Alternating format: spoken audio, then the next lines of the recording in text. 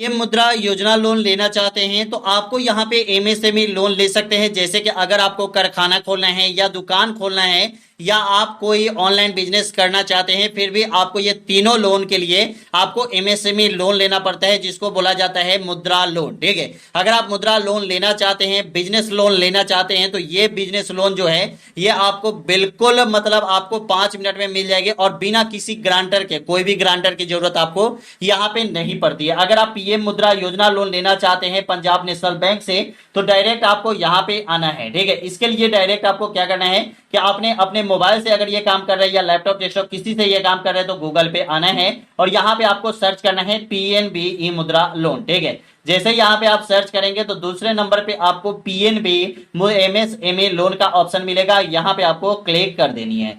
जैसे यहाँ पे आप क्लिक करेंगे तो थोड़ा देर आपको यहाँ पे वेट करना है। वेट करने के बाद आपके सामने यहाँ पे खुल जाता है जिसमें आपको एमएसएमई बैंकिंग का ऑप्शन मिलता है। यहाँ पे दोस्तों आएंगे तो यहाँ पे एक अप्लाई ऑनलाइन का ऑप्शन मिलेगा, जहां से आप ऑनलाइन पीएम मुद्रा योजना लोन के लिए अप्लाई कर सकते हैं। आपको ये भी बताएंगे कि पीएम मुद्रा योजना लोन में 3 तरह के लोन होते हैं। पहला लोन होता है शिशु मुद्रा योजना लोन, जहां पे आप 1,000 से लेकर 50,000 तक के लिए लोन के लिए अप्लाई कर सकते हैं। अगर यहाँ पे 50,000 से 5 लाख तक लोन चाहिए उसके लिए किशोर मुद्रा योजना लोन मिलता है। अगर आप यहाँ पे किशोर मुद्रा योजना लोन ना लेके अगर आप 10 लाख तक लोन लेना चाहते हैं, 5 से 10 लाख तक, तो आपको तरुण मुद्रा योजना लोन लेना पड़ेगा। इसके लिए दोस्तों डायरेक्ट आपको यहाँ पे एमएसएमई लोन का यहाँ पे एक ऑप्शन मिलेगा अप्लाई ऑनलाइन के नीचे। ठीक है, यहाँ पे आपको क्लिक कर देनी है।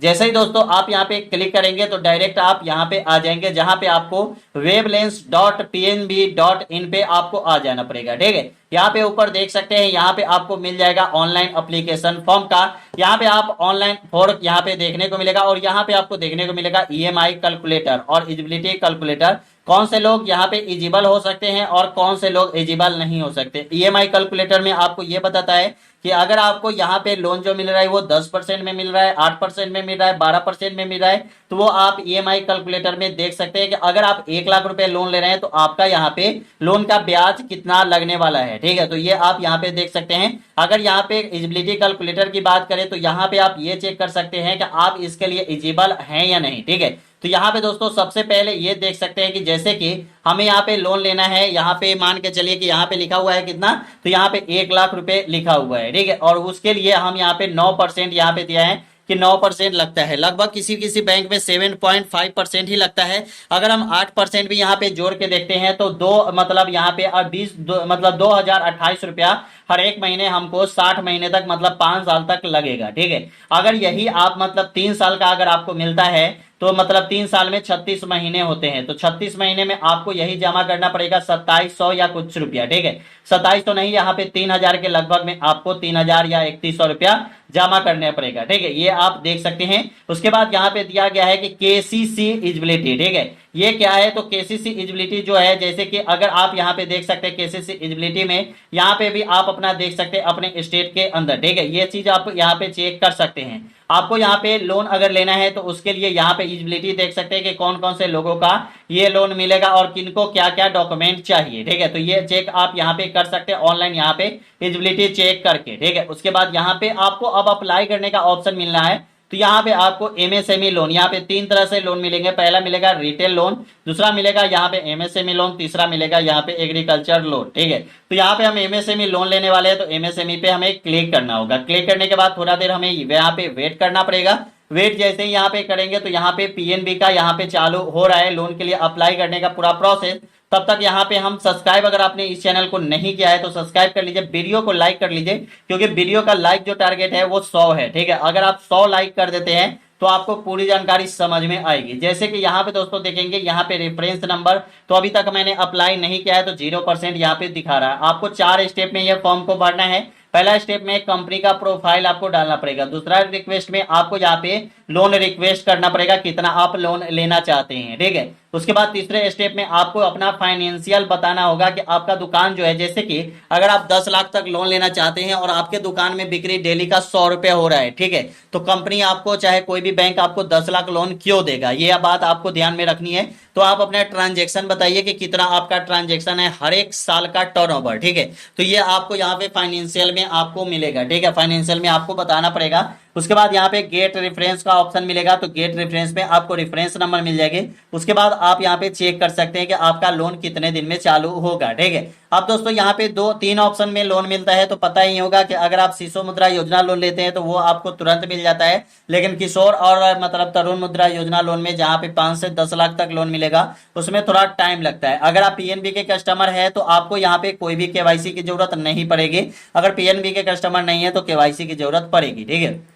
हम यहाँ पे पीएनबी का कस्टमर है तो यहाँ पे एग्जिस्टिंग आपको यहाँ पे कस्टमर आईडी नंबर डालना पड़ेगा। तो ये आईडी नंबर आपको कहाँ मिलेगा, तो डायरेक्ट आपको चले जाना है अपने पीएनबी में अकाउंट खुलवाया है तो पीएनबी अकाउंट में आपको यहाँ पे देखने को मिल जाएगा, ठीक है। आपको अपने पासबुक में ये वाला आपको एग्जिस्टिंग से कस्टमर आईडी नंबर देखने को मिल जाएगा। जैसे यहाँ पे कस्टमर आईडी नंबर डाल देंगे उसके बाद यहाँ पे नेम ऑफ इंटरप्राइज आपके अपने दुकान का नाम डालना है। उसके बाद लोन अमाउंट आप कितना लोन लेना चाहते हैं ये डालना है। उसके बाद सेक्टर में 2 सेक्टर के लिए आपको ये लोन मिलती है। पहला मिलता है यहाँ पे मैन्युफैक्चरिंग के लिए, अगर आप कारखाना खोल रहे हैं तो मैन्युफैक्चरिंग में आप क्लिक करेंगे। अगर आप सर्विस खोल रहे हैं तो यहाँ पे आप मतलब जैसे कि दुकान घर पे है या बाहर में कहीं दुकान है तो यहाँ पे आप सर्विस पे क्लिक करेंगे। जैसे कि यहाँ पे हम मैन्युफैक्चरिंग खोले हुए हैं जैसे कारखाना, तो यहाँ पे मैन्युफैक्चरिंग पे क्लिक करेंगे। उसके बाद नेचर ऑफ बिजनेस में आपको जैसे कि सर्विस है, इंपोर्ट एक्सपोर्ट का बिजनेस है, एग्रीकल्चर का बिजनेस है या ट्रेडिंग मतलब ऑनलाइन बिजनेस करते हैं, मैन्युफैक्चरिंग करते हैं, या अगर आप जैसे कि क्या होता है कि कहीं कहीं जैसे कि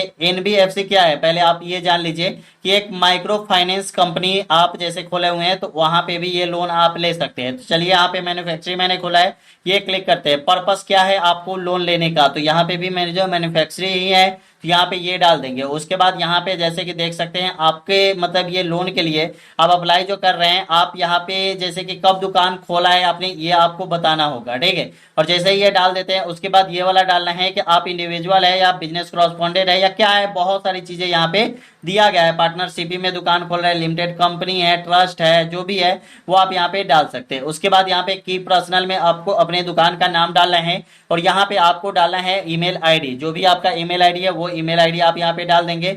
लैंडलाइन नंबर और मोबाइल नंबर डाल के और यहाँ पे ओटीपी आपका मोबाइल नंबर पे आ जाएगा, वो ओटीपी आप यहाँ पे डाल देंगे। उसके बाद यहाँ पे नीचे आना है, नीचे आने के बाद क्या आपको उद्योग आधार नंबर डालनी है। उद्योग आधार नंबर आपके पास नहीं है तो आपको उद्योग आधार सर्टिफिकेट बनवा लेनी है। उसके बाद यहाँ पे दे रहा है कि आपको यहाँ पे बीसी एजेंट आईडी, अगर नहीं है तो कोई भी दिक्कत नहीं है, छोड़ दीजिए इसको।